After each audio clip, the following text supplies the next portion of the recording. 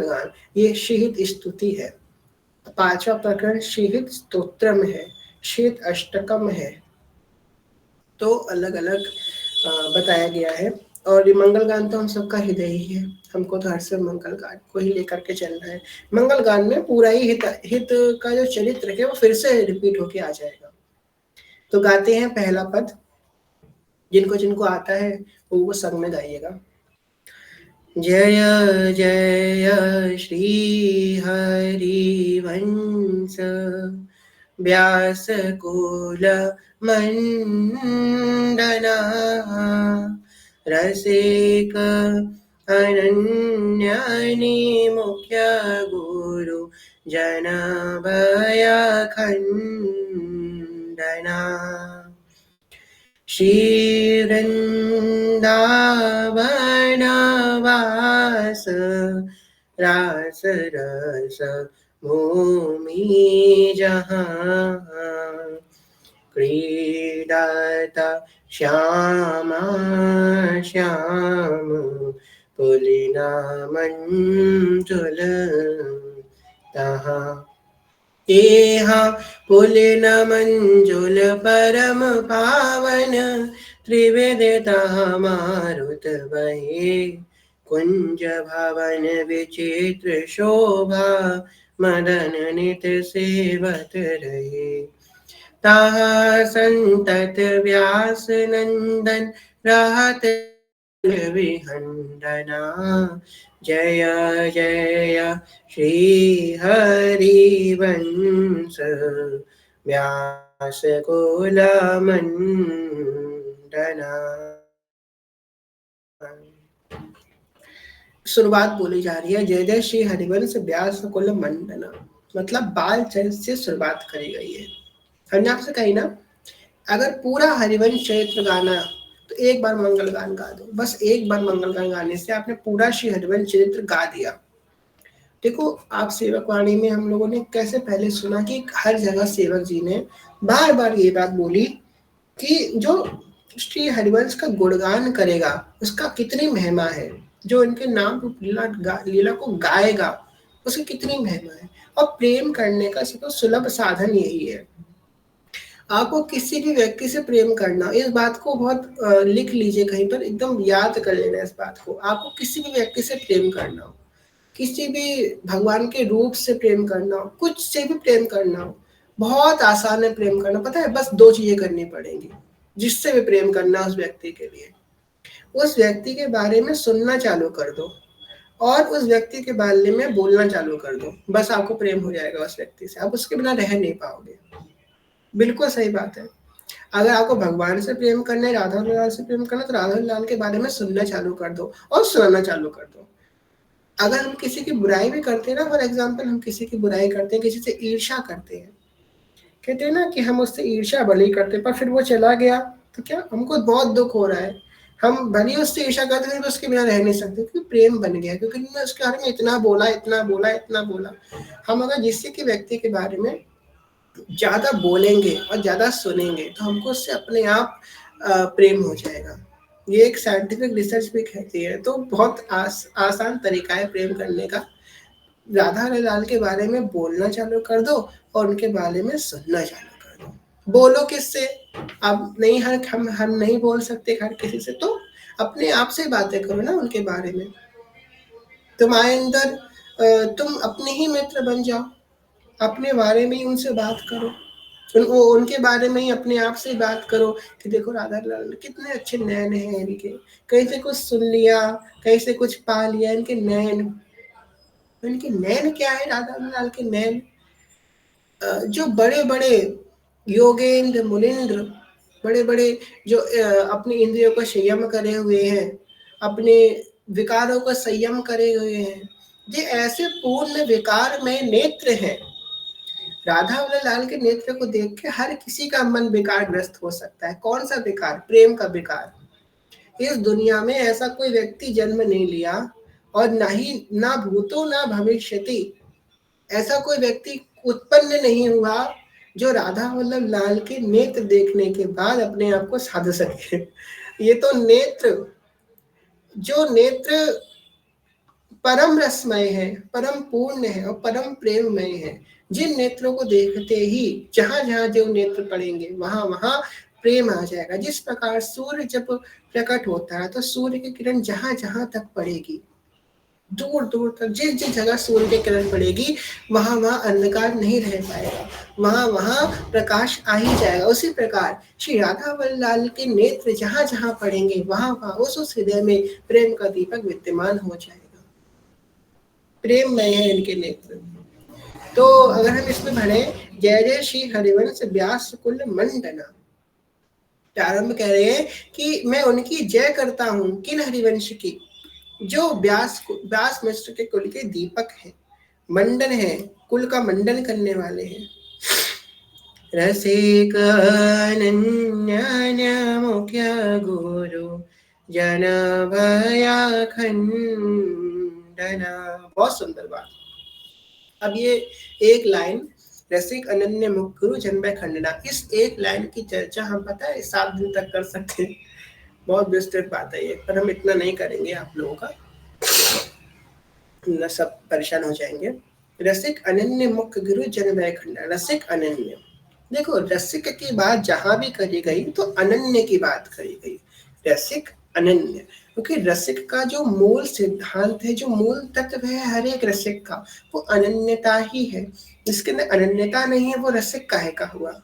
रसिक की जो, देखो बड़े बड़े संत हुए, बड़े बड़े महात्मा, आप किसी भी महात्मा, किसी संत के पास चले जाइए, रसिकों की इतना सम्मान है रसिकों के प्रति उनके मन में। रसिकों की, रसिकों की जो उपलब्धि है, रसिकों की जो पोजीशन है, बहुत ऊंची बताई गई है। हर संप्रदाय में, हर जगह जो रसोपासना है उसको बहुत श्रेष्ठ बताया गया है। क्यों बताया गया? कि यहाँ पे अन्यता रखी गई, जो कि बहुत मुश्किल है। हमको ये चाहिए होता है, इधर चले जाते, उधर चाहिए होता है, उधर चले जाते हैं। यहाँ तक कि भगवान के सिर्फ एक ही रूप में अनन्य है, मतलब भगवान के विभिन्न रूपों में भी नहीं, हाँ ये भी आप, ये भी आप नहीं, इतने अनन्य है कि सिर्फ और सिर्फ श्री हरिवंश जोड़ी, ये अनन्यता रसिक की है। अब इस बात को तो हम समझे कि रसिकों की अनन्यता है, पर इस बात को हम कॉपी करने का प्रयास ना करें। एक बात को हमेशा याद रखना, आप जीवन में हमेशा याद रखना, कभी किसी को कॉपी मत करोगे तो कुछ नहीं कर पाओगे, उससे सीखना। आप जैसे कि हमने आपको बोला कि अनन्यता, तो हम उसको कॉपी करना ना चालू कर दें कि हाँ ठीक है, हम भी अनन्य हो जाएंगे, हम भी सिर्फ जो है अब सिर्फ इसी हरिवंश जोड़ी के अनन्य हो जाएंगे, हम इधर मुंह फेर लेंगे, उधर ना ना ना। अनन्यता अपने आप आएगी, उसका प्रतीक्षा करो। अनन्यता अपने आप स्थित होगी, भाव अपने आप आएंगे, आपको लाने नहीं पड़ेंगे, बनावटी नहीं आते। आपको कई बात बताए, हम जब प्रारंभिक भजन में थे, प्रारंभिक इस मार्ग में थे, तो हम भी अपने अपने, हमारे जो सीनियर थे, हम उनसे कई कई बातें सुनते थे अनन्यता की, तो उस समय हमको बड़ा अजीब लगता था। हमारा कभी मन नहीं हुआ, आपको सब बताए, छोड़ने का। हमारा तो मन लगता है ऐसा कैसे बोल रहे हैं, अनन्यता गलत बात है, पर आज वो बात सही लगती है। क्यों? क्योंकि अब वो उपलब्धि आ गई, अब अधिकारी बन गए, तो बात समझ में आ रही है। जब तक अधिकारी नहीं बनोगे, उसमें फिट होने का प्रयास मत करो। जो आपके साइज का ही नहीं है उसमें फिट होगे तो वो फट जाएगा और आपको कुछ नहीं मिलेगा। इसलिए उसमें फिट मत हो, अपने आप वो तुमको साइज का बना के उसमें फिट कर दिया जाएगा। वो सांचे में मत घुसो, वेट करो। बस इतना समझ लो अभी कि हाँ ऐसा भी कुछ होता है, उसका प्रयास करो, उसके लिए प्रार्थना करो, परंतु उसमें कॉपी करने का प्रयास कभी मत करना, क्योंकि अगर हम रसिकाचार्यों को कॉपी करेंगे तो वो गलत हो जाएगा। रसिकाचार्यों को या संतों को हम कभी कॉपी नहीं कर सकते, और उनके आचरण हम उतारने का प्रयास कर सकते हैं, पर एज इट इज हम कॉपी करेंगे तो हम कभी नहीं कर पाएंगे। क्योंकि हम उनकी भारी चेष्टा तो कॉपी कर लेंगे कि ऐसे दिखते हैं, ऐसा करते हैं, गोरे हैं, पीले कपड़े पहनते हैं, ऐसे चलते हैं, ऐसे बैठते हैं, ऐसे उठते हैं, नाटक तो कर लेंगे, और उनकी आंतरिक स्थिति हम कभी नहीं ला पाएंगे। वो आंतरिक स्थिति तभी आएगी जब हम अधिकारी होंगे। तो अंदर से हमको बदलना है। रसिक अनन्य मुख्य गुरु, रसिक अनन्य, जितने भी अनन्य रसिक हैं, अनन्यता की बहुत बहुत बड़ी एक ताकत है, बहुत ताकत है अनन्यता की। जो व्यक्ति प्रिया प्रीतम के अनन्य हो जाता है, वो रस प्रदान करने का अधिकारी हो जाता है। रस प्राप्त तो वो कर ही चुका, जिस क्षण वो अनन्य हुआ उस क्षण वो रस की प्राप्ति कर चुका। जहां वो अनन्य हो गया उसके बाद वो रस प्रदान करने वाला हो जाता है। ये बात को समझना है, रस को प्रदान करने वाला जो है वो अनन्य है। रसिक अनन्य मुख्य गुरु, जो रस है वो रस के जो अनन्य है उनके जो मुख्य गुरु हैं, यहाँ पे उनकी बात हो रही है। हरिनाम व्यास जी उनके गुरु श्री हरिवंश, हरिदास जी उनके गुरु श्री हरिवंश, सब रसिकों के गुरु श्री हरिवंश, जिन्होंने अपने रसिक अनन्य निपत्ति चूड़ामणि श्री हरिवंश जो महाराज। देखो जो हमारे श्री बाकी बिहारी जी का संप्रदाय, हरिदासी संप्रदाय, ये संप्रदाय कहाँ से आया? ये संप्रदाय निम्बार्क संप्रदाय से आया। निम्बार्क संप्रदाय एक सेक्ट से, क्योंकि जो हरिदास जी महाराज के जो गुरुदेव थे वो निम्बार्क संप्रदाय से थे। हरिदास जी जो महाराज थे, हरिदास जी महाराज उनके जो गुरु थे वो निम्बार्क संप्रदाय से थे, जिनका नाम था गोवर्धन दास जी, तो जो कि गोवर्धन पर्वत के ही अवतार थे। तो उस तरीके से जो है उनका जो है आगे संप्रदाय बढ़ा जा करके। हरिराम व्यास जी तो हरिवंशी संप्रदाय के थे। अब देख लेते हैं और एक दूसरा संप्रदाय जो कि है हमारी वंशी हरि जी का संप्रदाय है ना, ललित संप्रदाय, वो भी सहचरी भाव का संप्रदाय है। तो सहचरी भाव का संप्रदाय 3 संप्रदाय बोले जाते हैं, 3 संप्रदाय, राधानंद संप्रदाय, हरिदास संप्रदाय और ललित संप्रदाय। ललित संप्रदाय क्या हुआ? ललित संप्रदाय के जो वंशी हरि जी थे, वंशी हरि जी ने दीक्षा ललिता सखी से प्राप्त करी। तो वंशी हरि जी का जो परंपरा है वो भी हरिदासी परंपरा से ही आई हुई परंपरा है। वृंदावन में आप वंशी हरि जी के स्थान पे जाएंगे तो वहां पे जो है वो यही कहते हैं कि हरिदासी संप्रदाय से ही उसकी परंपरा निकल के आई हुई है। तो हरिदासी संप्रदाय कहाँ से आया? निम्बार्क संप्रदाय से। और हरिदासी संप्रदाय से कहाँ बना? ललित संप्रदाय बना। ये मार्ग वहीं जा रहा है। ये कहीं ना कहीं ये हरिदासी संप्रदाय, ललित संप्रदाय, चतुर्थ संप्रदाय के अंदर ही आता है। 4 वैष्णव संप्रदाय बताया गया ना, उसी के अंदर आता है। पर राधानंद संप्रदाय का कोई लिंक नहीं है, 4 संप्रदायों से कोई भी लिंक नहीं है, कहीं भी कोई लिंक नहीं है। क्योंकि हरिदासी संप्रदाय में गोपाल मंत्र भी मिलता है, पर हमारे यहाँ गोपाल मंत्र नहीं है। गोपाल मंत्र निम्बार्क संप्रदाय का है। 4 संप्रदाय से बिल्कुल विलक्षण। यहाँ पे पूर्ण निज मंत्र की बात करी गई है, और कहीं निज मंत्र की बात नहीं है, यहाँ पे पूर्ण निज मंत्र की बात करी गई है। और वो निज मंत्र किसके द्वारा प्रदत्त है? क्यों? आचार्य कौन है? देखो, 4 संप्रदाय के आचार्य श्री कृष्ण है, और हमारे जो राधा वल्लभ संप्रदाय है उसके आचार्य एकमात्र ऐसे आचार्य जिनको साक्षात श्री जी ने, बस एक ही है ऐसे एकमात्र आचार्य जिनको श्री जी ने दीक्षा दी है। ये संप्रदाय बिल्कुल विलक्षण है, बिल्कुल अलग है, कहीं इसका लिंक नहीं 4 संप्रदाय से, बिल्कुल अलग, पूर्ण रसमय संप्रदाय। मतलब तभी तो कहते हैं हमारे जय जय जय क्या कहते हैं कि विशुद्ध प्रेम भक्ति। विशुद्ध मतलब इसमें कहीं मिलावट नहीं, इधर से आए उधर से आए, ना ना कुछ नहीं, बिल्कुल अलग है। हित जुग ने एक अलग ही सिद्धांत, एक अलग ही मार्ग स्थापित किया, कहीं से कोई लिंक नहीं है इसका। सिर्फ राधा ही, राधे वैष्णव संप्रदाय के कर्ता, जिनको प्रदत्त ये निज मंत्र, शरणागत मंत्र ये राधा रानी के द्वारा प्रदत्त है, जो ये उपासना पद्धति में बढ़ रहा है। और अब तो हमारी 2 मुस्कान सखी अब उपस्थित है कुंज में, और दोनों ही दीक्षित हो गई है। जय जय, बड़ी कृपा है। और जो है दोनों मुस्कान दोनों दीक्षित हो गई है, और दोनों ही जो है शरणागत मंत्र पा चुकी है। तो देखिए, जिस मार्ग में आए हैं, जिन मंत्र जिनको मिला है ना, तो समझ लो कि बहुत कृपा है, क्योंकि डायरेक्ट श्री जी के द्वारा प्रदत्त मंत्र है। अगर श्री जी को कभी सुनना है ना, श्री जी को कभी सुनना है तो वो मंत्र श्री जी के बोल हैं, वो श्री जी के मुख से निकला हुआ है, वो श्री जी के शब्द है। खैर एक कुछ आंतरिक बात हो जाएगी। तो यहाँ पे देखें कि रसिक अनन्य मुख्य गुरु, जो सबके गुरु हैं, सब रसिकों के जो गुरु हैं, जिन्होंने रस को सिद्धांत किया, क्योंकि वृंदावन धाम ही रस का भूमि है। वृंदावन धाम रस की भूमि है।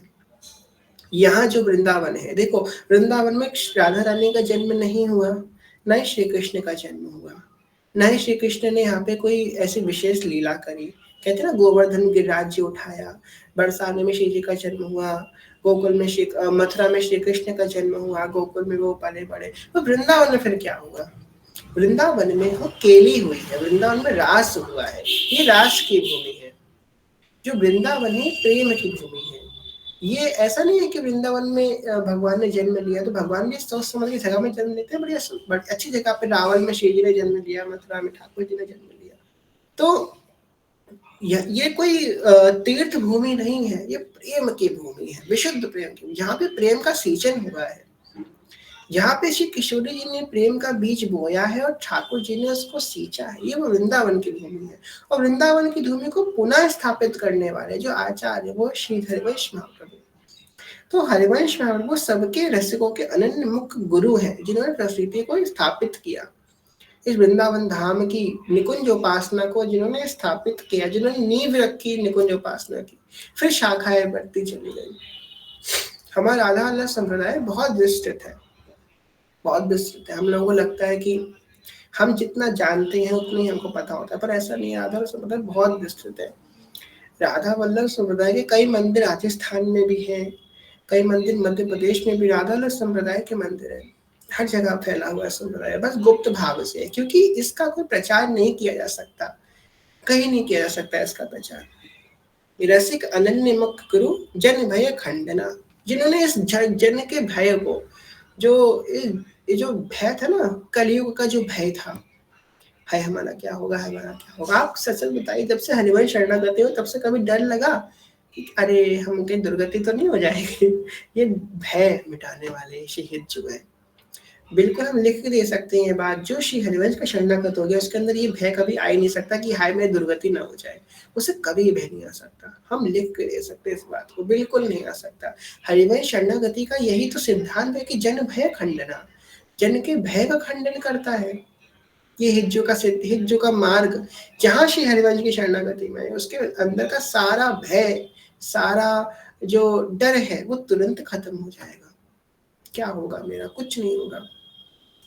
जोई जोई प्यारो करे सोई मोई भावे, भावे मोई जोई सोई सोई करे प्यारे। बस यही तो प्रेम है, पूर्ण प्रेम। रसिक रसिक अनन्य मुख्य गुरु जन भय खंडना। और जन भय खंडना ऐसे थोड़ी ना जन के भय का खंडन कर दिया ना, क्यों? जिनके सिद्धांत में जिनके सिद्धांत में इतना बल था, इतना प्रेम था कि जिनके सिद्धांत में प्रवेश करते ही पूरे जन का भय खंडन हो गया, खंड खंड हो गया जिनका भय। देखिए सेवक जी क्या कहते हैं, हरिवंश नाम बिसरे न छिन, श्री हरिवंश सहाय बल, हरिवंश भरोसे भय निडर, नित गर्जत हरिवंश बल। और आपको बात बताए, बात सुन के बड़ी अच्छी लगती है कि कई ग्रुप के जो लोग हैं जो कथा को सुन रहे हैं उसको पकड़ते हैं, इस बात को, हरिवंश भरोसे भय निडर, इस बात को अगर हम पकड़ रहे हैं, यही हमारी जीत है। हम हरिवंश भरोसे भय निडर हम हो रहे हैं, जन भय खंडना, हमारे भय का खंडन हो रहा है। जीव भय में ही तो है। आपकी संसारिक व्यक्ति से पूछे जा करके, उससे मृत्यु की बात करने लोगों को कहेगा अरे अरे शुभ शुभ बोलो, ऐसे समय ये सब बातें मत करो। क्यों? डर जाता है अंदर से, मृत्यु का नाम सुनते ये डर बोलता है उसका, अरे शुभ शुभ बोलो, ना ना ना अभी बात मत करो मृत्यु की। मृत्यु डर है उसके लिए, डर का विषय है। क्यों? तैयारी नहीं करी हमने। और एक भक्त के लिए क्या है? उत्सव है, उत्सव। मृत्यु जो है उसका वो श्री जी से, प्रियलाल से मिलने का एक उत्सव है। वो नहीं डरता है इसकी बात करने में, उत्सव है ये, जन भय खंडना। और रसिकों ने जिसको गुरु बनाया, कहते हैं ना जो शिष्य ऐसा है तो उनके गुरु कैसे होंगे। सोचो, यहाँ पे कोई नॉर्मल सामान्य व्यक्ति के गुरु की बात नहीं हो रही है कि जो चलते फिरते जो लोग हैं दुनिया के, उनके गुरु की बात हो रही हो, ठीक है, कोई भी है। यहाँ पे रसिकों गुरु की बात हो रही है। और रसिक कौन है भाई? रसिक तो वो हैं जो प्रिया प्रीतम की नित्य रसोपासना में स्थित है, वो रसिक है। रसिकों की बात यहाँ पे हो रही है। रसिक अनन्य मुख्य गुरु, जो अनन्य रसिक है उनके गुरु की बात है। श्री वृंदावन वास रास रस भूमि जहाँ क्रीडत श्यामा श्याम पुलिन मंजुल तहाँ। देखो, पहली लाइन में कह दिया कि व्यास कुल मंडना प्राकट्य हो गया हिज्जू का। कहते हैं रसिक अनन्य मुख्य गुरु जन्मय खंडना। जो जैसे हिज्जू आए वृंदावन धाम में, और वृंदावन धाम में आते ही सब रसिकों ने उनका आश्रय ले लिया, सारे रस सिद्धांत उनका आश्रय ले, क्योंकि उनका तात्पर्य ही यही था। देखो, यद्यपि प्रेम सबके अंदर है, जो गोपांगनाएं हैं उनके अंदर खूब प्रेम है, परंतु फिर भी उनके प्रेम का दीप की ज्योति कौन जलाता है? वो वंशी जलाती है। प्रेम है, ऐसा नहीं गोपांगना के अंदर प्रेम नहीं है, वंशी ने प्रेम लिया ना, उनके अंदर भी प्रेम है, पर वंशी को सुनते ही उस प्रेम में उमंगन आई, उस प्रेम में उफान आया। तो बंसी जो पूर्ण प्रेम है, दीपक तो बना बनाया था, बस उसमें चिंगारी लगा दी, जल गया दीपक, तो जलाने वाले उस दीपक को वंशी है। रसिक तो है ही वो, और रसिकों के अंदर जो रस तत्व है उसको जगाने वाले श्री रसिक अनन्य मुख्य गुरु श्री हरिवंश प्रभु। अब कह रहे हैं तीसरी लाइन में वृंदावन धाम का वर्णन कर रहे हैं कि वृंदावन धाम की क्या स्थिति है। श्री वृंदावन वास रास रस भूमि जहाँ। श्री वृंदावन वास, कौन वृंदावन वास करते हैं?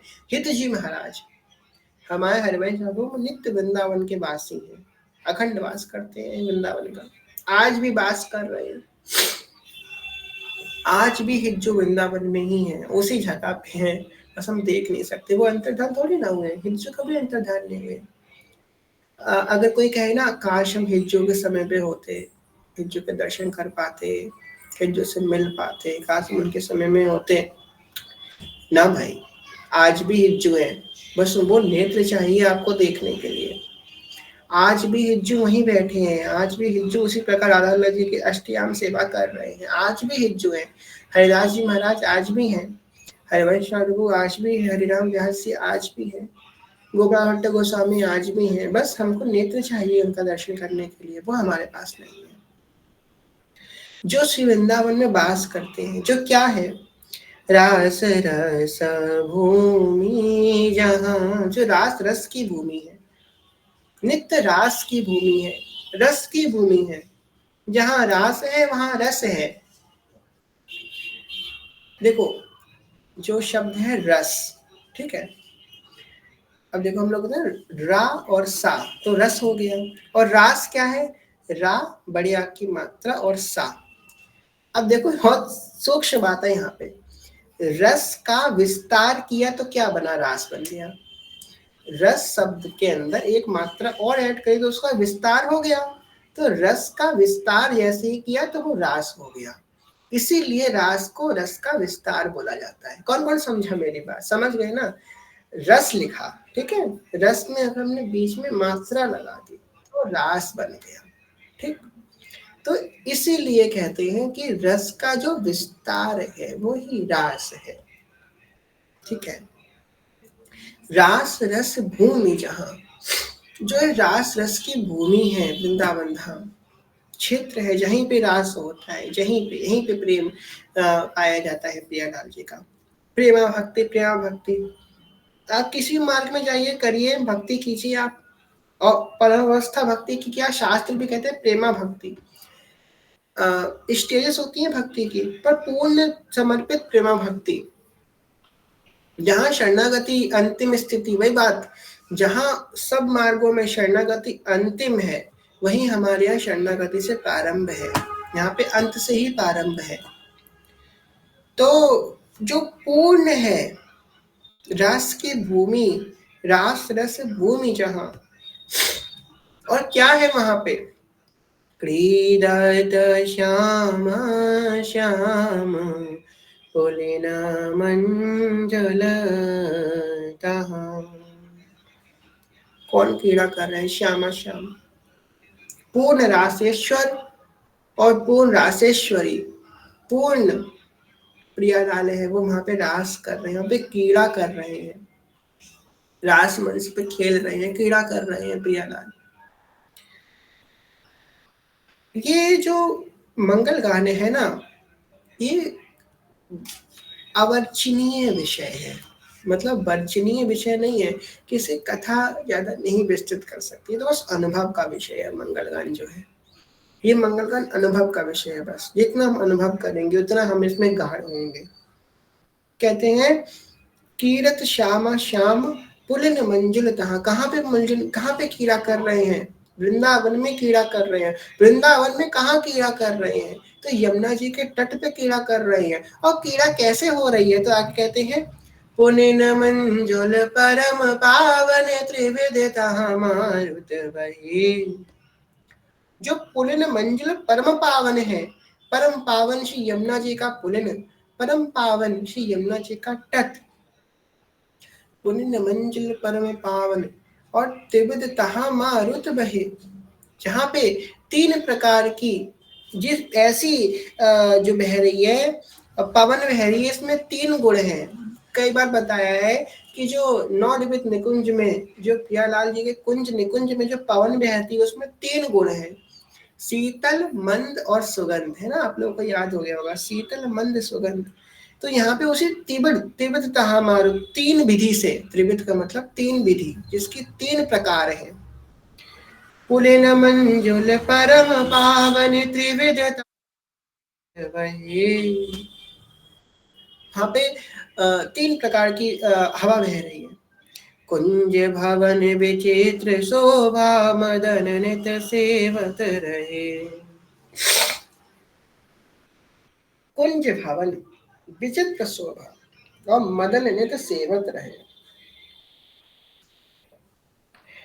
कहते हैं कि यहाँ के कुंज भवन की शोभा अत्यंत अद्भुत है। अनंग इस भवन का श्रृंगार करता रहता है। इस भवन का श्रृंगार कौन करता है? वृंदावन की जो लता भवन है उसका श्रृंगार कौन करता है? उसका श्रृंगार कामदेव कर रहे हैं। अब हम लोग कामदेव को तो जब कथा सुनते हैं तो एकदम ऐसे इग्नोर मार देते हैं कामदेव को, हाँ हाँ कामदेव कर रहे हैं। जब कामदेव की बात आए ना, जैसे हम लोग कई पदों में आता है कि कोटि कोटि रति पायन लगे, ब्यावला में आता है, तो काम रति को हम लोग इग्नोर ना मारे। जब उस समय का प्रतीक्षा किए, उस समय को सोचा कि जब हमारे अंदर काम वेदना आती है, तो काम वेदना कैसे हम लोग को एकदम दिमाग पागल कर सकती है ना। काम वेदना व्यक्ति कैसे ग्रसित हो जाता है, और काम वेदना कितने उच्च विकार बताया गया है, और वो तो एक छोटा सा अंश का भी अंश है कामदेव की शक्ति का। वो पूर्ण कामदेव जिस कुंज भवन की शोभा बढ़ा रहे हैं, कुंज भवन का श्रृंगार कर रहे हैं। आपको सच बात बताए ना, कोई व्यक्ति कितना भी बड़ा कामी क्यों ना हो, कितना भी भयंकर कामी क्यों ना हो, भयंकर हम कह रहे हैं, बहुत ज्यादा कामी भी क्यों ना हो, परंतु अगर वो प्रियालाल के इस जुगल जोड़ी श्लोक का चिंतन कर रहा है तो काम आ ही नहीं सकता उसके अंदर, बिल्कुल नहीं आ सकता। अगर वो निरंतर इसका चिंतन में मग्न है, प्रियालाल के इस जुगल जोड़ी रूप का, ये वृंदावन की जो नवनिर्मित निकुंज में विलास करने वाले प्रिया प्रीतम इनकी चिंतन करता है, तो काम उसका एंटर ही नहीं कर सकता, निरंतर चिंतन हो रहा है, क्योंकि काम यहीं पे नौछावर है, काम का वहां प्रवेश ही नहीं है। जिस मन में प्रियालाल जी का निकुंज भवन बसा है, उस मन में काम कहाँ प्रवेश कर पाएगा, आप बताओ। कुंज भवन विचित्र मदन निसेवक रहे, मदन का मतलब, मदन कहते हैं ना मदन मोहन, तो मदन का मतलब काम होता है, तो मदन नित्य सेवत रहे, जहां मदन मतलब काम नित्य सेवा करता है, मदन नित्य सेवत रहे। कुंज भवन विजय शोभा, कुंज भवन की विजय शोभा जहाँ पे मदन नित्य सेवा में लगा रहता है, काम नित्य सेवा में लगा रहता है। कह रहे हैं तहा संतत व्यास नंदन रहत कलुष विहंडना, तहा संतत व्यास नंदन रहत कलुष विहंडना, जय जय श्री हरिवंश व्यास कुला मंडना। जहाँ संतत व्यास नंदन, कह रहे हैं कि तहाँ संतत व्यास नंदन। यहाँ पे संतत की क्या मतलब बताया गया है? यहाँ पे संतत का तात्पर्य है संपूर्ण दोषों का नाश करने में पूर्ण सामर्थ्यशाली, जो संपूर्ण दोषों का, संपूर्ण प्रकार की विकारों का, संपूर्ण प्रकार की अविद्या का नाश करने में पूर्ण सामर्थ्यशाली है, वही से संतत का शब्द का प्रयोग किया गया है। तहाँ संतत, संतत का मतलब पूर्ण सामर्थ्यशाली। व्यास नंदन रहत कलुष विहंडना, अरे ऐसे हित जो जहाँ पे विराजमान है इस लता भवन में। जय जय श्री हरिवंश व्यास कुल मंडना। देखो नित्य नित्य सेवा में है प्रियलाल जी के, और नित्य रास की सेवा में है। जब आप किसी भक्तों की वाणी पढ़ेंगे, भक्तों के जब ग्रंथ पढ़ेंगे, उसमें वो कैसे याचना कर रहे हैं, अरे ठाकुर जी आपके चरणों में एक तुलसी पात्र हम चढ़ा सके, एक बार बस एक झलक अपनी दिखा दो ठाकुर जी, एक झलक। और ये जो हितचु है पूर्ण प्रेम में चार स्वरूप से निकुंज में है, एक स्वरूप से है ही नहीं है, पता, चार चार रूप है इनके निकुंज में, चार चार रूपों से निकुंज में रह रहे हैं। आचार रूप, सखी रूप, बंसी रूप, प्रेम रूप, चार चार रूपों में निकुंज में सेवा में रहते हैं। उसके बावजूद हम लोगों की फिक्र कर रहे हैं। इतना प्रेमी कौन हो सकता है? देखो हम लोगों के जीवन में प्रतिकूलता में तो याद कर, अनुकूलता में कैसे हम भूल जाते हैं सब कुछ। थोड़ा सा एंजॉयमेंट लाइफ में आ जाए हम लोगों के, थोड़ा सा सुख आ जाए, हम सब कुछ भूल जाते हैं, तुरंत भूल जाते हैं, एक क्षण में भूल जाते हैं। हाँ अभी कर लेंगे पूजा, अभी कर लेंगे माला, थोड़ा इसको भोग ले, तुरंत भोगने में हम आ जाते हैं। थोड़ा सा एंजॉयमेंट हमारी लाइफ में हम तुरंत भूलते हैं ना, सबसे पहले हम भगवान को बोलते हैं। देखो अगर अब तो शादी का सीजन आने वाला है, तो आप लोग जानने वाले हैं, शादी ब्याह आता है हमारे घर में, तब क्या होता है, सबसे पहले भगवान को बोलते हैं। आप सबसे किनारे बैठो, आप सबसे पहले आप किनारे हो जाओ ठाकुर जी, बाद में इंजॉयमेंट में हम सब कुछ भूल जाते हैं। हम भूल जाते हैं कि हमारे क्या नियम थे, क्या हमारे संयम थे, हमारे क्या सिद्धांत थे, सब कुछ एक क्षण में जहाँ संसार में गए तहाँ हम सब कुछ भूल जाते हैं। हम इतने समय तक जहाँ रहे, और पता है जहाँ आप भूलते नहीं, आप सब मिटिया मेट कर देते हैं। आपने जो सुंदर भवन बनाया था अपने इस प्रेम का, इस भक्ति का जो भवन, इसमें प्रिया बेतम विराजमान होने वाले थे, भवन ऐसे करते ना, रेत का भवन आया बना था और समुद्र की लहर आई पूरा मिटा करके चली गई, तो वही आप कर देते हैं। तो अपने आप को कंट्रोल करें, संसार में जाते हैं खो मत जाए, ऐसे कि हम बिल्कुल खो जाते हैं, संसार में जाते हैं एकदम खो जाते हैं। और वस्तुतः एक बात का हमको बहुत ध्यान करना है, जो कि आजकल सब गलती करते हैं, सोचते हैं कि हम भक्ति भी कर लेंगे और संसार में भी रह लेंगे। संसार में रहना इन द सेंस नहीं, पूर्ण मन से रह लेंगे, हम भक्ति में भी मन लगा लेंगे और संसार में भी मन लगा लेंगे। जो कुछ चीजें हैं हमारे जीवन में सांसारिक, उस सबका भोग हम कर लेंगे। तो ऐसा संभव नहीं है, नहीं हो सकता। आप खुद बताओ कैसे आप कर लोगे दोनों चीजें? ये तो वही बात हो गई, आप कहो कि मैं नॉर्थ में भी चला जाऊंगा, मैं साउथ में भी चला जाऊंगा, कैसे चले जाओगे? दोनों अपोजिट है। देखो संसार जो है वो दुखमय है, ठीक, दुखालय हम नहीं कह रहे, शास्त्र कहते हैं दुखालय अशाश्वतम, संसार दुखमय है, ठीक, और भगवान की भक्ति सुखमय है। तो दुखमय, या तो तुमको दुख में जाना है तो दुख में जाओ, सुख में जाना है तो सुख में जाओ। तो आपको एक जगह जाना पड़ेगा ना, या तो दुख में या तो सुख में, या तो दुखालय में जाओ तो सुखालय में जाओ, दोनों जगह एक संग नहीं जा सकते। परंतु आप दुखालय में होकर के भी सुख का अनुभव कर सकते हो। कैसे? आप बाहरी रूप से व्यवहार में हो संसार में, पर आंतरिक रूप से आप सुखालय में हो, आंतरिक रूप से आप प्रिया प्रीतम के चिंतन में हो, उनके नाम रूप लीला धाम में हो आंतरिक भाव से, तो आप दुखालय में रहकर भी सुख का अनुभव कर सकते हो। परंतु अगर आप भगवान की भक्ति में हो, इस मार्ग में हो, परंतु फिर भी हमारे मन में वही सब दुनियादारी चल रही है, तो हम सुखालय में रहकर भी दुख का अनुभव कर रहे हैं। तो क्या आपने क्या पाया? अनुभवी तो वो है, आपने क्या उसका अनुभव किया, क्या आपने पाया? दुखालय में रह करके भी तुमने सुख पाया तो तुम श्रेष्ठ हो, पर सुखालय में तुम रह रहे हो फिर भी दुखी तुम्हारे अंदर है, तो क्या फायदा? सब दुखालय में चले जाओ ना। तुम क्यों दुखालय सुखालय में रह करके भी आप दुखी पा रहे हो, भगवान की भक्ति में रह करके भी आप सांसारिक चीजें कर रहे हो, सांसारिक चिंतन कर रहे हो, तो फिर आप संसार में रह लो, क्यों ऐसा अपना समय बर्बाद कर रहे हो? इसलिए चिंतन प्यारा का बड़ा आवश्यक है। अनन्य अनन्य चिंतयस्तो मां, अनन्य भाव से मेरा चिंतन करो।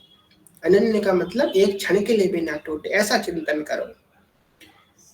वही कहा संतत व्यास नंदन रहत कलुष विखंडन, जहाँ पे श्री हित जी महाराज विद्यमान है, वृंदावन धाम की भूमि। आप अब जाइए और इस बार जब वृंदावन जाओ, अगली बार जब भी आप वृंदावन जाओ तो ये सोच के जाना, इस बार हित जी से मिल करके आएंगे, इस बार हृदय प्रभु से मिल करके आएंगे।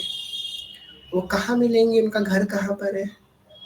घर में जाते हैं ना किसी से, राधा वल्लभ जी, तो राधा वल्लभ जी बोलेंगे रिक्शे वाले से, राधा वल्लभ जी ले चलो हमको। और जहाँ आपका जो है जाना होता है, आपका एड्रेस होता है, तो हितजू का एड्रेस क्या है? हितजू हमको कहाँ पे मिलेंगे? तो हितजू हमको जो है सेवा का जय हो, बिल्कुल सही बात, सेवा कुंज में मिलेंगे। बहुत सुंदर, बहुत सुंदर। तो हमारे हित जी सेवा कुंज में मिलेंगे, तो सेवा कुंज चले जाओ और सेवा कुंज में आपको हित जी को पुकारना है। अब पुकारो ऐसे कि वो बाहर निकल आए। अब वो आपके ऊपर है, तुम कैसे पुकारते हो। अब वो पुकार तुमको करनी है, वो हम नहीं बता सकते, हमने एड्रेस बता दिया। अब खटखटाना दरवाजा आप ही को है, दरवाजा तो खटखटाना पड़ेगा, ताकर लगा खटखटाओ, भाव से खटखटाओ, अपना खटखटाना आप ही को है, दरवाजा आपको मिल गया है। या फिर ऐसा कर लो, ये एक बहुत अच्छा उपाय है, खटखटा भी आपकी ना सुने वो, तो एक बड़ा अच्छा उपाय है। जितने दिन के वृंदावन रुको, रोज सेवा कुंज जाओ, रोज सेवा कुंज जाओ, उनके दरवाजे के बाद बैठे रहो।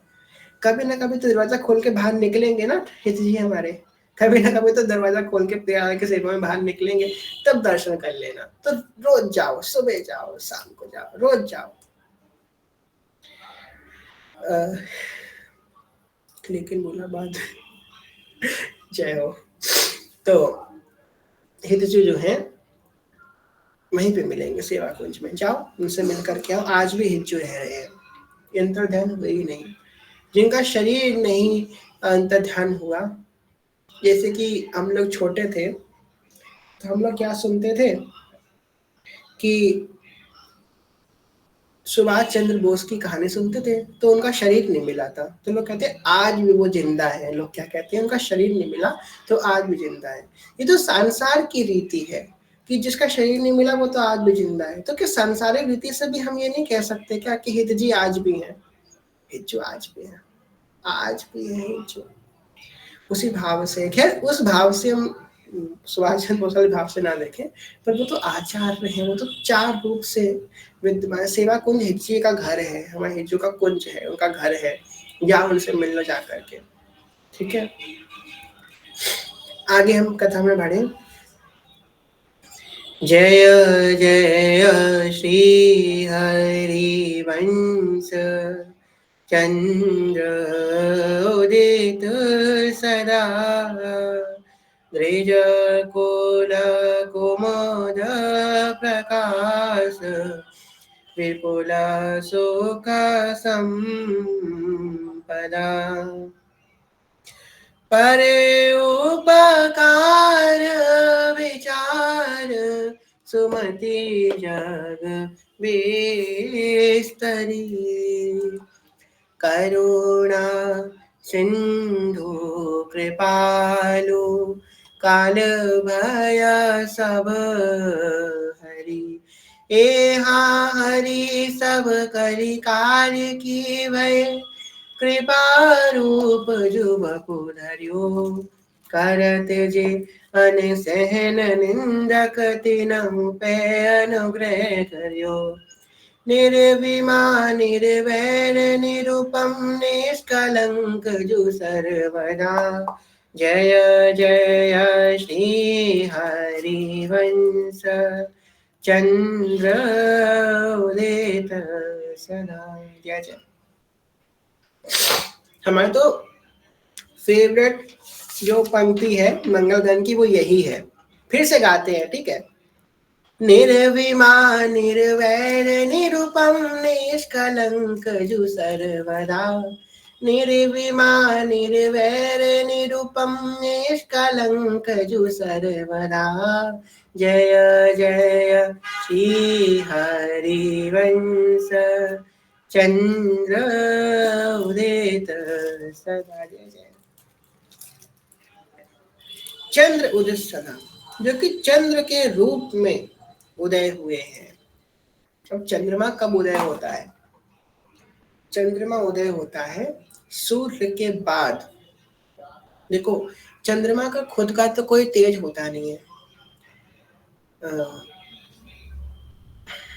बातें न कीजिए कृपया कोई कमेंट बॉक्स में। चंद्रमा का खुद का कोई तेज होता नहीं है। चंद्रमा जो है सूर्य के तेज को प्रकाशित करता है। तो यहाँ पे सूर्य का जो तेज है वो प्रियालाल बताया गया है, और चंद्र बोला गया है हितजू को। चंद्र मतलब प्रियालाल जी के ही प्रेम को जिन्होंने प्रकाशित किया। ऐसा नहीं उनका खुद का कोई तेज नहीं है, यहाँ पे वो बात ना समझना कोई, पर हाँ उन्होंने प्रियालाल जी के जो प्रेम को प्रकाशित किया। पर हाँ ये बात कह भी सकते हैं कि आचार्यों का खुद का कुछ है ही नहीं, उनका सब कुछ प्रियालाल ही है, उनका खुद का कोई अस्तित्व ही नहीं है, सब कुछ प्रियालाल है। और यही तो उनका पूर्ण अस्तित्व है कि सब कुछ प्रियालाल ही है उनका। जानत तुम्हें हो जाए, मेरे सब कुछ प्रियालाल हैं, मेरे तन मन धन जीवन राधा वल्लभ लाल है। कोई बोले कि मेरे तन मन धन जीवन राधा वल्लभ लाल है, तो मेरा जीवन क्या हुआ? मेरा जीवन राधा वल्लभ। मेरा तन क्या हुआ? राधा वल्लभ। मतलब मेरा तन राधा वल्लभ के तुल्य हो गया, मेरा मन राधा वल्लभ के तुल्य हो गया, मेरे प्राण राधा वल्लभ के तुल्य हो गए, मेरा जीवन राधा वल्लभ के तुल्य हो गया, तो वो भी राधा वल्लभ हो गया। तभी तो कही कि सोई जाने जी तेज नहीं, जाने तुम्हें हो जाए, तन मन धन जीवन प्राण से समर्पित किया तो भगवत स्वरूप ही हो गया। तो जिन्होंने प्रियालाल जी के इस नित्य विहार रूपी सूर्य की जो आभा है उसको प्रकाशित किया, उसको जो है सबके सामने प्रकट किया। चंद्र, जय जय श्री हरिवन चंद्र उदित सदा, जो चंद्र के समान उदित हुए, प्रकाशित किए। कह रहे हैं द्विज कुल कुमुद प्रकाश विपुल सुख संपदा।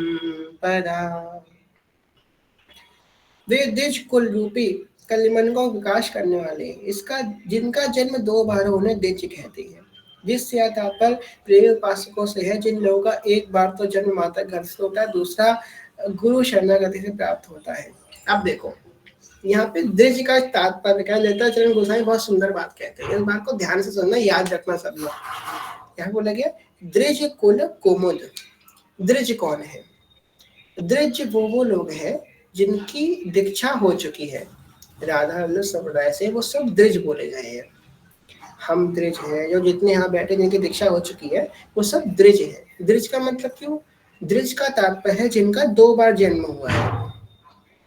2 बार जिनका जन्म हुआ, एक जन्म तो हमारे माता के गर्भ से हुआ तो लौकिक जन्म है, और एक जन्म हमारी शरणागति के बाद जो हमारा हुआ। तो द्विज का मतलब जिसके 2 जन्म हुए हैं वो द्विज है। यहाँ पे सेवक जी ने उन द्विजों की बात कही है।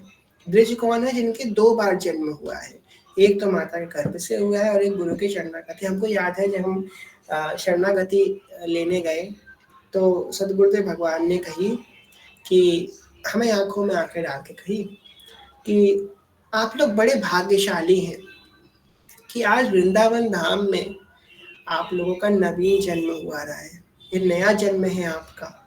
ऐसा विश्वास दिलाया। जय हो गुरुदेव की तो बात ही अलग है। तो जो गुरुदेव बोले ना कि आपका नया जन्म है, हाँ वो शब्द तो क्या बता सकते हैं। तो बिल्कुल सत्य बात है कि द्विज वो है जिसके 2 बार जन्म हुए हैं, एक माँ के गर्भ से और एक गुरु शरणागति से। द्विज कुल कुमुद प्रकाश विपुल सुख संपदा, वे द्विज कुल रूपी कलिमन को विकसित करने वाले हैं। कुंवर प्रकाश विपुल सुख संपदा, देखो जो द्विज कब मतलब बताया गया, जो हरिवंश शरणागत है, शरणागति के बाद ही तो द्विज बने, वरना कहाँ द्विज थे। दो बार ऐसे सांसार थो ना, कोई दो बार जन्म ले सकता है, वो तो असंभव है। तो दूसरा जन्म तो शरणागति से हो सकता है। तो जो शरणागत हो गया, उसके सभी प्रकार के जो अच्छे आचरण थे उनको प्रकाशित किया, एवं उसको हर प्रकार की सुख संपदा से परिपूर्ण कर दिया। यहाँ पे सुख संपदा का मतलब बताया गया है परिपूर्णता, प्रिय डाल के प्रेम की सुख संपत्ति, सुख संपत्ति दंपति जो जिनके, यहाँ पे प्रेम की संपत्ति की बात करी गई है।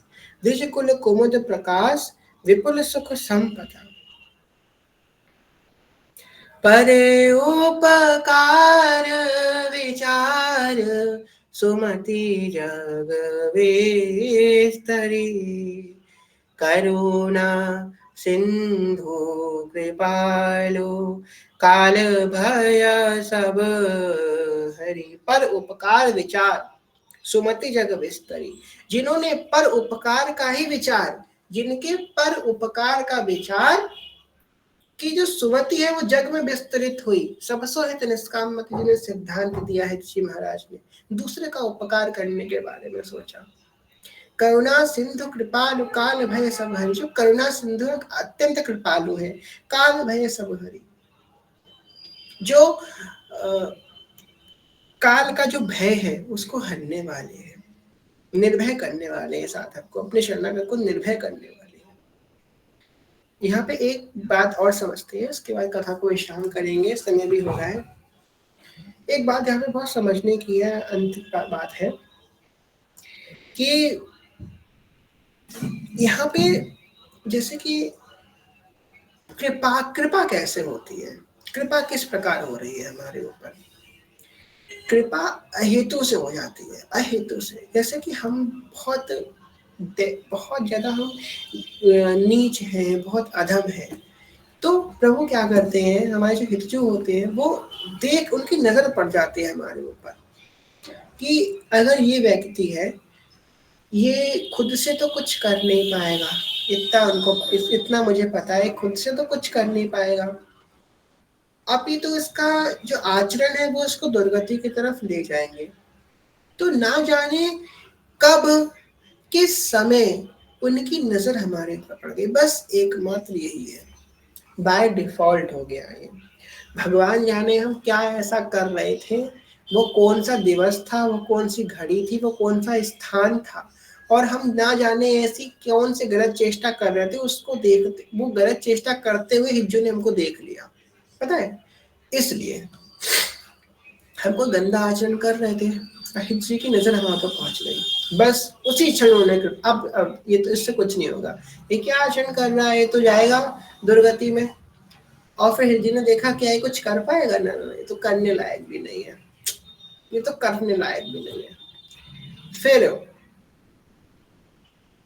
फिर क्या होता है, करुणा सिंधु कृपालु काल भय सब हरि, ने उनको उठाकर जगत से विपिन में बिठाया, जगत से उठा कर वृंदावन में बैठा देते हैं, अपने गोद में बैठा लेते हैं उठा करके, आ जा तो मेरे पास आ जा। ऐसे कृपालु, ऐसे कृपा होती है। और पता है कृपा तो ऐसे ही होती है, परंतु कृपा में आगे कैसे बढ़ा जाता है, आपको पता है कृपा में आगे कैसे बढ़ा जाता है। एक पद है, हमको याद नहीं आ रहा, हमने गुरुदेव के मुख से सुना था, कृपा कृपा तो सब कहते हैं, कृपा कृपा कृपा, पर कृपा होती उससे पे है जो गुरु के वचन पे चलता है, गुरु के वचन पे चलने से ही कृपा होती है। जहां आप गुरु के वचनों पे चलेंगे आप पे कृपा आगे बढ़ती रहेगी। कृपा तो हो गई, इस मार्ग में तो आ गए हम, हमको गुरु मिल गए, अब जब तक गुरु के वचन पर नहीं चलेंगे तब तक हम पे पूर्ण कृपा की अनुभूति नहीं होगी। देखो भाव आता है हम सबको, पर वो भाव स्थिर नहीं रहता, हर समय स्थिर नहीं रहता। अगर वो भाव स्थिर हो गया तो हम तर जाएंगे, हम रसिक बन जाएंगे। हमको भाव आते हैं 5-10 मिनट के लिए, सबको आते हैं, ऐसा नहीं किसी को ना आते हो, को विरह भी आता है, प्रेम भी आता है, सब आता है, पर ये सम नहीं रहता, ये ही गलती है। आना तो अच्छी, आना ठीक है, आना को तो सबको आता है, पर ये रुकता नहीं है, ये टिकता नहीं है, ये हर समय नहीं रहता। थोड़ी देर में आता है, फिर चला जाता है, फिर कुछ और आ जाता है। तो ये हर समय कैसे रहेगा? ये प्रेम, ये विरह हर समय कैसे रहेगा? ऐसा ही, इसमें कहते हैं आज तो अपार विरह आ गया, ऐसा ही अपार विरह 24/7 कैसे, 24 घंटा 7 दिन कैसे रहेगा? वो रहेगा गुरु कृपा पे चलने से। जो साधक गुरु कृपा पे चलेगा, उस पे ये विरह का भाव, ये प्रेम का भाव, जो भाव है उसके हर समय स्थिर रहेंगे, भाव सम रहेंगे उसके। जो गुरु कृपा पे चलेगा, गुरु आज्ञा पे चलेगा। तो गुरु आज्ञा क्या है? कोई कहे कि हमारे गुरु की क्या आज्ञा है? वैसे तो आज जितने भी हमारे हिताचार है, इतनी कृपा है उनकी। पहले क्या होता था, जाना पड़ता था गुरु के पास, बैठता था साथ, गुरु आज्ञा सुनता था, बेचारा भूल गया, 10 बातें सुनी, 4 बातें भूल गया, 6 बातें जो याद रही उसमें 3 बातें करेगा, 3 बातें नहीं करेगा। आप आजकल तो यूट्यूब पे पढ़िए, इतने गुरुदेव की इतनी कृपा हो गई है कि अब तो जब तुम चाहो तो उनकी आज्ञा सुन लो, उनकी रोज आज्ञा नई नई आ रही है, सुविचार आ रहे हैं, सब कर रहे हैं। कितनी कृपा है, कथाएं हो रही हैं हमारे गुरुजनों की, सत्संग हो रही है, तो हम लोग कर सकते हैं। परंतु अगर फिर भी कि साधक को देखना है कि गुरु आज्ञा क्या है, हमारी गुरु आज्ञा क्या है, तो ये सेवक वाणी जी की जो ग्रंथ है ना, ये है हमारी गुरु आज्ञा। ये सेवक वाणी ही हमारी गुरु आज्ञा है, एकमात्र सेवक जी की वाणी ही गुरु आज्ञा है। और सेवक जी की वाणी पे चलने के बाद क्या होता है? सेवक जी की वाणी पे चलने के बाद जो 84 जी का जो ताला है वो खुल जाता है। जैसे कि आपके सामने ताला लगा हुआ है गेट पे, हम आपको बिल्कुल अनुभव की बात बता रहे हैं, बहुत अनुभव के बता रहे हैं, जितने साधक है वो इस बात को समझना, ऐसे ही मिलेगा, ये अनुभव अपना बता रहे हैं। ये ताला है 84 जी का, आपको भी कुछ समझ में नहीं आएगा, 84 जी कुछ समझ में नहीं आएगा, आप पढ़ते रहो कुछ समझ में नहीं आएगा जब तक कि ताला खुलेगा नहीं। और एक बार बस खुल गया तो सब कुछ समझ में आ जाएगा, फिर कुछ रह नहीं जाएगा। 84 जी का कोई भी रसरंत्र नहीं रह जाएगा जो आपको समझ में ना आए, बस एक बार वो ताला खुल जाए। वो ताला की चाबी है ये सेवक वाणी। इसलिए तो पंच महाप्रभु ने आज्ञा करी कि 84 जी के संग सेवक वाणी पढ़ो।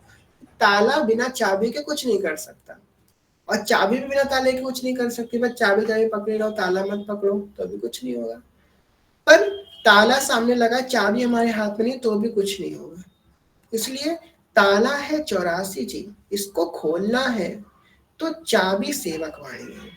सेवक वाणी को अनुसरण करना पड़ेगा, सेवक वाणी के अनुसार अपने जीवन को ढालना पड़ेगा। सेवक जी ने कोई ऐसा नियम नहीं बताया कि बहुत कठिन हो, कि सुबह तुम 4 बजे उठो, फिर तुम जो है ये करो, फिर तुम ये करो, फिर तुम ये करो, फिर तुम ये करो, तुम इतने नाम जप करो, तुम 1,00,000 नाम जप करो, तुम इतने पाठ करो। कुछ नहीं बताया सेवक जी ने, कहाँ लिखा है बताओ?